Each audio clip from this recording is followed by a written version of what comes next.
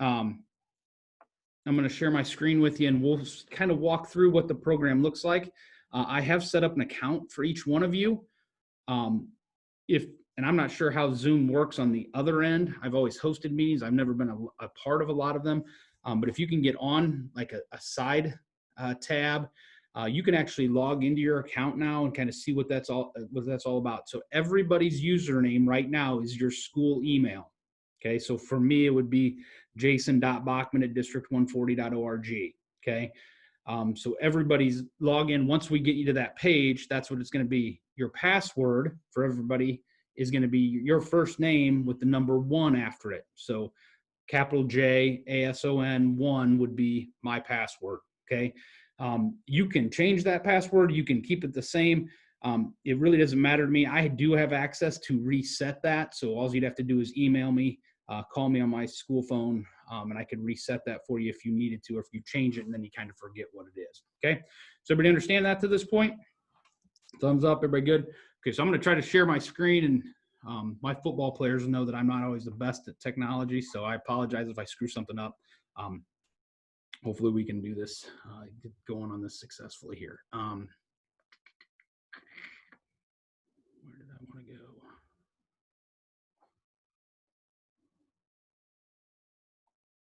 We'll try this one and see.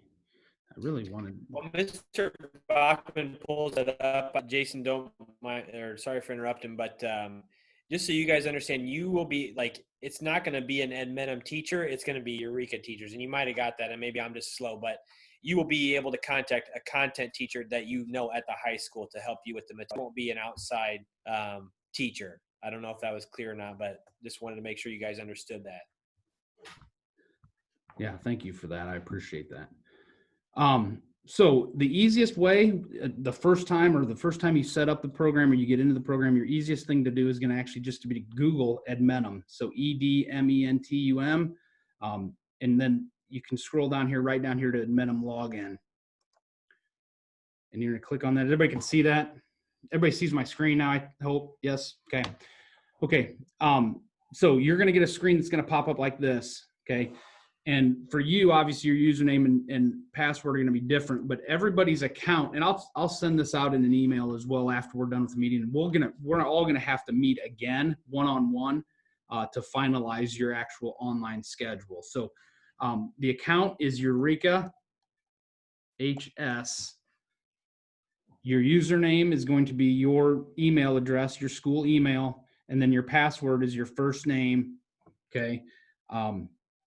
Capitalized with the number 1 after it. Okay, so you can just go ahead and click login in Edmentum. And you might see a slightly different screen than what I see here at the beginning. Your screen is going to look probably a little bit more like this.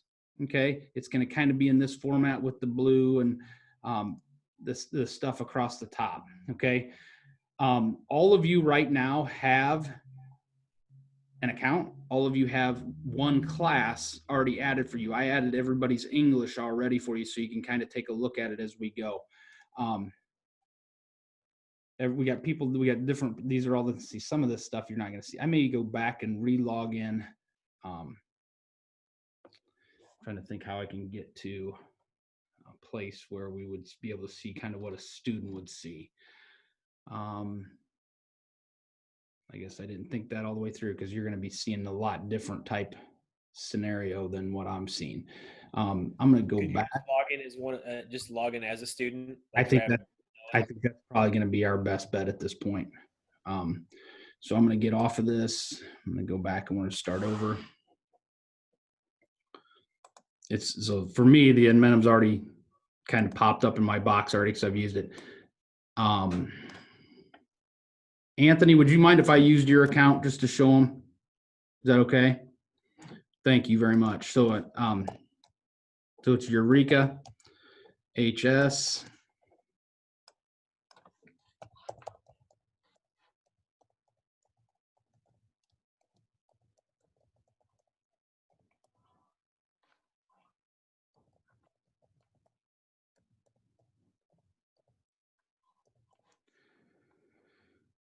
Okay, obviously your school email, and then it should be Anthony.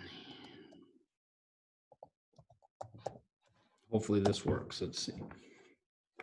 We're not going to save that password. So that's a little bit easier, right? Okay, so that was pretty straightforward. It's just the Eureka HS, your email address, and then first name capitalized with the number 1 after it. So this is what you're going to see as a student that's going to pop up. Everybody's going to have different classes, obviously, depending on what grade you're in, depending on what electives you choose. All those things are going to be a little bit different. But each of you are going to have each right now have an English class. It has the number of assignments that it takes to complete that. It says overdue because I got to go in and change the effective date in this. So I'll go in and change that to actually supposed to be 12/20/20, not 19. I'll go ahead and clean that up. But you can click down here and you can look at all activities. Okay, and this kind of gives you an idea of what the format of the class is. And it talks about, I would suggest that everybody goes through the new student orientation. It kind of explains how Admenum works, the things that are involved with the class. The syllabus actually outlines what you're going to be learning in that class, just like a teacher would give you a syllabus on day 1. You would get a syllabus for this class as well. And then within these, you have different units. So just like a classroom setup, Unit 1 is literary devices and fiction. You'll see here, this is off because I have to redo as effective date. So it'll give you an idea as to keep on tasks to be done by December, which is what we want you to be. It'll have a date here. You can go faster than what the date shows. So if you're working on things and you're really clicking along, you can do multiple activities in a day, and that's just fine. So there's no really, you can't go too fast, basically is what I'm saying. As you fall behind, if that would happen, that's where the effective dates kind of start to help you get back on track and to know when you have to have things done. So with that being said, there's a pretest. The pretest is going to be left. I'm going to probably exempt that. We have a certain situation where a student could pretest out of a unit. We're not allowing that. The discussion questions will be exempted as well, where you actually have to write stuff up and have a teacher grade it. We're not going to have our teachers of record grade any of these assignments. And then you're going to get into these different things. So in this first case, it's a subject and theme. All you have to do is you hit play. And at this point, it's going to go through this unit. And there's slides. And in this case, there's 30 slides. And this is where you're getting your content from. So you're clicking through and you're learning about each of the different parts of this English unit. It gives you the objective. And again, you just kind of click through and you're reading. Some of them involve like a video. So in this case, it's a 1 minute and 26-second video that you can watch. Comparing subject and theme in fiction. Sorry, we're going to go back. It'll read to you occasionally too as well. So you kind of get the gist of it. At the end, see if I can get back to where I was. At the end of each unit, I'm going to go back one more. At the end of each unit is a mastery test. So each lesson has a mastery test that has to be completed. Once you've completed that, you can go on to the next unit. You complete that mastery test, and then at the end of each unit, there's a unit test. So you have basically like chapter tests, I would say. Then there's a unit test, and then at the very end, there's a semester test that wraps up the whole class. Those are the things that you're going to be expected to do. The unit activities, we've decided the administration's decided to exempt those. Again, so everything that you do will be graded by the Admenum program, if that makes sense. There's places where it talks about where you're in progress. You get it's whether it's mastered or not. I've had the question many times, what if I have a really bad day, on a unit? So let's say you fail it, you got maybe a 2 out of 10 for some reason. And the reason, I'll be honest, that you would get a 2 out of 10 is probably because you didn't read the information. You tried to just answer the question without studying.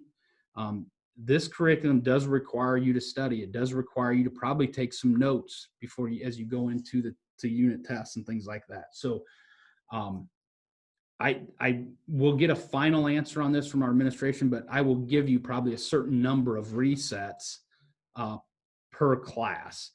Whereas basically it gives you an opportunity to redo the assignment.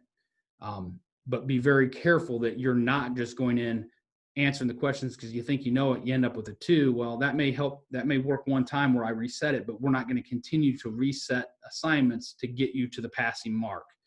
And that's something that I will discuss further with Mr. Edwards and Mr. Herman about how many we're going to give you, those types of things. Everybody has a bad day, but you can't have multiple bad days in a row, especially on the same unit. Does that make sense? Everybody give me a thumbs up on that. Okay. Any questions from you guys so far on kind of what the program looks like, things like that? Okay. Ms. Blucker or Mr. Herman too, if you have any questions or something that maybe as you're listening to this, maybe through the eyes of what a student would see, if you ask me those questions, that might help too. As of right now, we're going to require each student to have a minimum of 6 classes total. You can have a maximum of 7. And we've had a number of students reach out and say, well, what if I want to take this many extra classes? We're going to cap everything at 7, or basically 3.5 credits until you get all of those credits done. So if you would get all of those classes completed, let's say in November, and you'd like to take another elective, at that point, we'd be able to add another elective to your schedule. But you've got to get everything done before we do that. Does that make sense? And there's some of you that are going to say, I'm going to do my 6 and I'm going to be done. And then there's others of you that are going to want to just max out and try to take, because if you've looked at, because I sent you, and I don't know, this is very hard to see, but I sent you in your email an Admenim course catalog of all the different courses that are out there. We're going to pre-populate. I will pre-populate today and tomorrow all of your required courses. Some of you will have 2 required courses because you're a senior and that's all really that you have left. Some of you will have almost 5 or 6 required courses that you need to graduate. So some of you have a lot of electives, some of you have very few. And everybody's a little different. That's why we're going to have to set up individual scheduling meetings after this. And during those individual meetings, I know it's tough to ask questions when there's a bunch of people on and stuff like that, but hopefully I can answer any of your other questions that you might have. So any questions on that part of the number of credits that you can take? You will all be doing the first semester. So like in this case, this is semester A, or our first semester of English. At this point, we are not going to give you second semester English, sophomore English, because we're hopeful that everybody's gonna be back in school by second semester and everything's rolling and we're in great shape. I mean, I'm pretty positive and pretty optimistic. So I'm going to continue to ride that ride for a while until somebody tells me different. So we will not. I know I had, sorry to interrupt you. No, good. Yeah, go ahead. I know I had a couple of students ask a couple questions about, so like one was interested in taking French, and that would count over as a foreign language, or another one was like an elective that they could take through Admenim that we don't offer, and how those, credits might transfer. Maybe other students would have questions like that. Yeah, sure. So the Admenim classes, we're gonna transfer in like you had taken them at another school. So if you decide that you want to try French and you want to do French for a year, you got to understand that we don't have, at least once you get back to Eureka High School, we're not going to have that opportunity. Is there an opportunity to take the second semester of French 1 online, kind of as an elective? Once we get back into in-person learning and everything kind of returns to normal, we can maybe do that. That would be something I need to run past Mr. Edwards and how we're going to decide those processes. But it is probably in your best interest to try to stay with classes that are similar to the ones that we have at Eureka High School. But I'm not going to completely limit you at this point to saying, no, you can't take French. That would be kind of on an individual basis. And then we'd have to kind of set up probably an individual plan as to how you're going to complete that coursework in the second semester for back to in-person learning or that kind of thing. Yeah, and there are a lot of elective type courses. There's stuff on tourism and hospitality. I mean, it's really endless with some of the CTE offerings that they have. And then, and they do have some history offerings that we don't offer here at Eureka High School. They offer an earth science that we don't offer at Eureka High School. All of those things would be transferred back in as transfer credits to Eureka. And the person that really needs to hear this isn't here, but it is important to understand that online learning, these courses are not going to be officially accepted by the NCAA's clearinghouse. So if any of you were thinking about playing, sports at the Division II or Division I level, these classes are not going to qualify for that. So that's an important caveat that you need to know. And I'll remind you of that again in our individual meetings, but understand it's going to count for credit here. Everything's going to be good, but it will not count at the NCAA. Now, colleges, as they look at this, they're going to see it as a transfer credit. So it's not going to hurt you. I believe it shouldn't hurt you from a college perspective or applying to a college. And we're, again, in pretty crazy times, and colleges know that as well. So the online learning options should be okay. Okay. Any other questions from anybody else? What I'm going to try to do is I'm going to try to schedule individual meetings, probably starting maybe as early as this afternoon with the people that are on this meeting, because I feel like you guys are going to get first priority, because you made me a priority this morning to actually sit and listen to me talk about the program and what we're offering. So what I would like each of you to do is think about what classes you want to take. I will send you a calendar invite through a Google Meet. We will probably do that meeting through Google Meets, not through Zoom. But we'll go ahead and get those classes set up today. And then honestly, once you get logged in, I think I have the effective date starting on Friday. So once Friday starts, you can dive into your classwork. One important note that I should have probably talked about at the very beginning is kind of how students have decided to attack these programs in the past. I have had kids that really do it the right way, and that's they spend time every day working on these classes. And I know there's some kids that work this way, but if you do everything, you max out on a Monday and then you take 2 or 3 days off and then you think I'll come back to it, and then something comes up, that's where kids get in trouble. So I would really encourage you to systematically set your day, set goals. I'm going to work on 3 assignments in English today, then I'm moving to science, and I'm going to do 2 assignments in science today, and that's going to get me ahead of where I need to be. And set a plan, set a goal, and be diligent, because I got a master's degree in online learning, and that's kind of what you have to do. And my administration master's was all online, and there were days that I put stuff off, and then I had to barrel back and try to get stuff done, and it's hard. And I would just really encourage you to work every day diligently on it. It's where I have seen the most success is kids that have done this program in the past. Does that make sense? Can I get a thumbs up on that? Okay, awesome. Okay, any other questions at this point about any of the curriculum? Remember too, we're going to have another meeting so we can talk about these things individually as well. Mr. Edwards did want me to tell you, and again, you guys will be the first to know because you actually spent time on this meeting, but tomorrow, Wednesday, and Thursday, the school will be open and he will be available to get you your Chromebook. So from 8 a.m. to 5 p.m. Wednesday and Thursday, you are going to be able to get your Chromebook from Mr. Edwards. So, and that would be checking in down at the assistant principal's office. And then from there, they'll direct you kind of where to go to pick up that Chromebook and get that going. So you have that. Okay. That's everything on my agenda. The login, go to Admenum.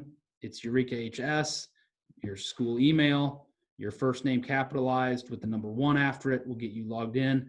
I will send out kind of a fact sheet probably later today or tomorrow on all those login information, things like that. What I need from you guys that are in the meeting right now, make sure you take a look at that course catalog that I sent you, and then come up with what electives that you're going to want to take, and really some of the history classes, or maybe a science class, because if you've already got 1 or 2 sciences done, but you want to take a science as an elective, that's going to be considered an elective. So look through that, please. And then when we have our meeting, I can systematically get you entered up and get things going.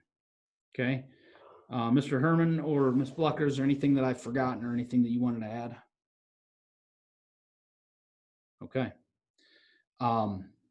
Guys, thank you for your time. Be looking for the calendar invite being sent from me to set up your scheduling time. If for some reason that doesn't work, that time, maybe you have to work or whatever, just send me a quick email back and tell me a time that would be good, and I'll work with you on that. I'm going to be basically in my office for the next 4 days working on this kind of stuff with you guys and also with the junior high students. Okay. All right. I think if I don't have any other questions, I'm going to go ahead and we'll go ahead and end the meeting and let you guys go and get you guys set up. So everybody feel fairly comfortable with what's going on and what we're doing? Thumbs up if you got that. Awesome. Okay.